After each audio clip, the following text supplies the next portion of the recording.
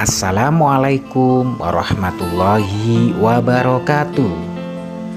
Apa kabar anak-anak yang hebat serta soleh dan yang solihah? Semoga kita semuanya senantiasa berada dalam lindungan Allah Subhanahu wa Ta'ala. Kembali kita berada pada program belajar dari rumah, materi pelajaran pendidikan agama Islam dan budi pekerti.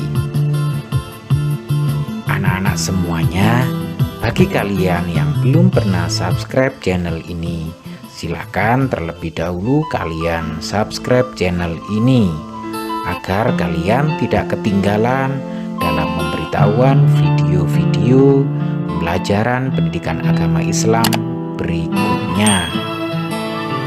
Anak-anak semuanya, terlebih dahulu marilah kita awali pembelajaran hari ini dengan membaca doa sebelum belajar, agar kalian semuanya diberikan menjadi ilmu yang bermanfaat dan barokah. Amin, amin, ya Rabbal Alamin. Selamat belajar bagi kalian semuanya.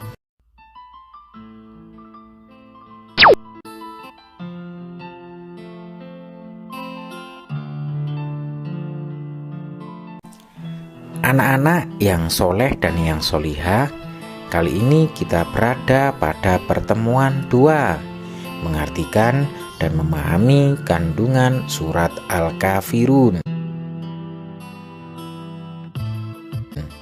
Adapun tujuan pembelajaran pada pembelajaran hari ini adalah siswa dapat mengartikan Quran surat Al-Kafirun dengan benar. Yang kedua, siswa dapat mengetahui kandungan Quran surat Al-Kafirun dengan benar. Anak-anak semuanya, marilah kita terlebih dahulu mengartikan Quran surat Al-Kafirun ayat demi ayat.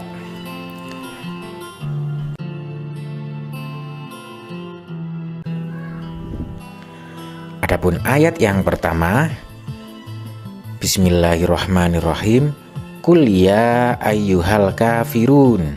Artinya, katakanlah Muhammad, wahai orang-orang kafir.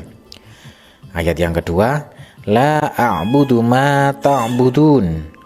Aku tidak akan menyembah apa yang kamu sembah. Wala antum abiduna ma a'bud. Dan kamu bukan penyembah apa yang aku sembah. Wala ana abidum ma'abattum, dan aku tidak pernah menjadi penyembah apa yang kamu sembah. Wala antum abiduna ma'abud, dan kamu tidak pernah pula menjadi penyembah apa yang aku sembah. Lakum dinukum waliyadin, untukmu agamamu dan untukku agamaku.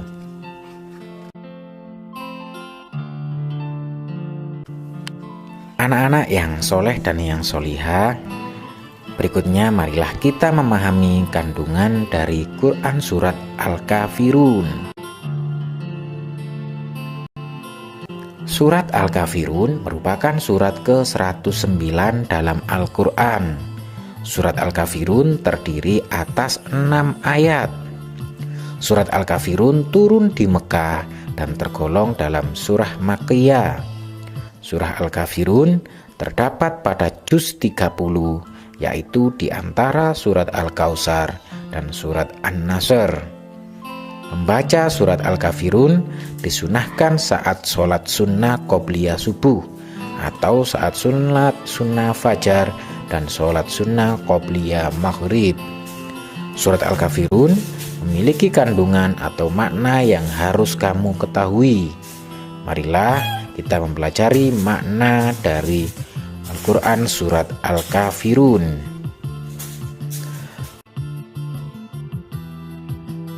Surat ini dinamakan Al-Kafirun karena membahas tentang seruan terhadap orang-orang kafir.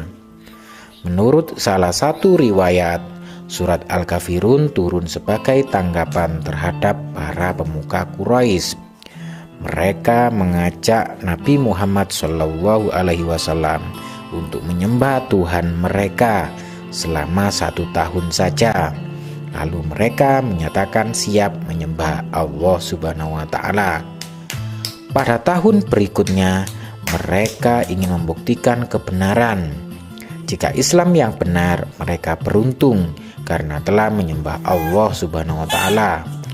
Begitu juga sebaliknya, jika agama mereka yang benar, Nabi Muhammad SAW mendapat keberuntungan karena telah menyembah Tuhan mereka. Akan tetapi, Allah Subhanahu wa Ta'ala menurunkan wahyu dengan melarang Nabi Muhammad SAW tidak pernah mengikuti ajaran kaum kafir Quraisy.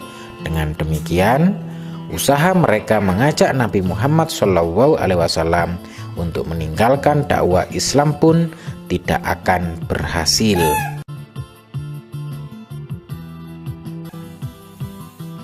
Selain itu, surat Al-Kafirun juga menjelaskan perbedaan antara Tuhan yang disembah Nabi Muhammad SAW serta para pengikutnya dan Tuhan yang disembah kaum kafir Quraisy. Tuhan Nabi Muhammad SAW yaitu Allah Subhanahu wa Ta'ala, zat yang sejak awal sampai masa yang tidak terbatas tidak pernah berubah. Sedangkan Tuhan kaum kafir Quraisy yaitu benda yang selalu berubah. Hal itu terbukti dengan kebiasaan mereka yang kadang menyembah batu, pohon, kurma, bahkan pasir. Surah Al-Kafirun juga menjelaskan petunjuk yang tepat dalam menghadapi orang-orang Quraisy, yaitu dengan tidak membenarkan dan mengikuti ajaran mereka ataupun memaksa mereka mengikuti ajaran Islam.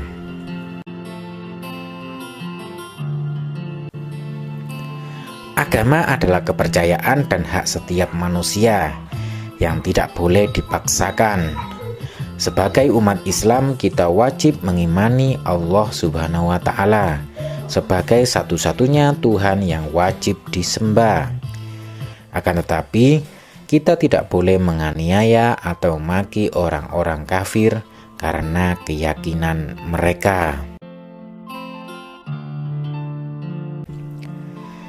Sejak kakeknya meninggal, Nabi Muhammad SAW tinggal bersama pamannya Abu Tholib. Abu Tholib merupakan salah satu pembesar kaum kafir Quraisy. Semasa hidupnya, Abu Tholib tidak pernah memeluk Islam. Akan tetapi Nabi Muhammad SAW hidup rukun dengannya. Abu Tholib menyayangi Nabi Muhammad SAW seperti anak kandungnya sendiri. Abu Tholib selalu melindungi Nabi Muhammad SAW dari kekejaman kaum kafir Quraisy. Nabi Muhammad SAW juga sangat menghormatinya. Nabi Muhammad SAW tidak pernah memaksa Abu Tholib untuk memeluk Islam. Bahkan Nabi Muhammad SAW selalu menghormati kepercayaan Abu Tholib hingga akhir hayat.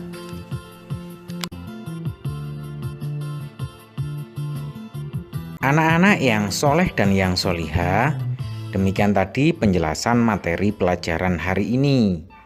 Selanjutnya adalah evaluasi dari pembelajaran ini dengan tujuan untuk mengukur kemampuan kalian dalam memahami materi ini. Silakan kerjakan dengan baik. Jangan lupa membaca bismillah terlebih dahulu.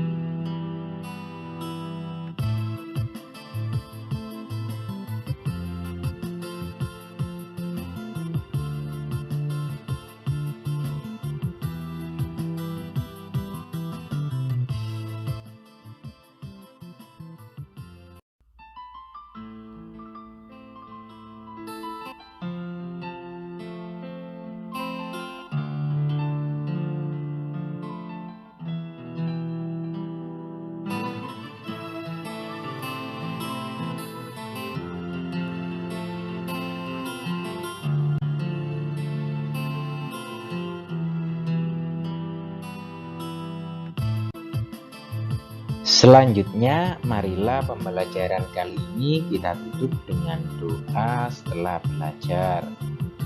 Marilah kita baca bersama-sama. Bismillahirrohmanirrohim. Allahumma inni istaudi'uka ma'alamtani fardudhu ilayya inda hajati wala tansani ya rabbal alamin. Anak-anakku semuanya yang berbahagia, sekian pembelajaran pada kesempatan hari ini. Tentunya jangan lupa subscribe video pembelajaran ini ya, guna penyempurnaan video pembelajaran berikutnya. Dan akhirul kalam, wassalamualaikum warahmatullahi wabarakatuh.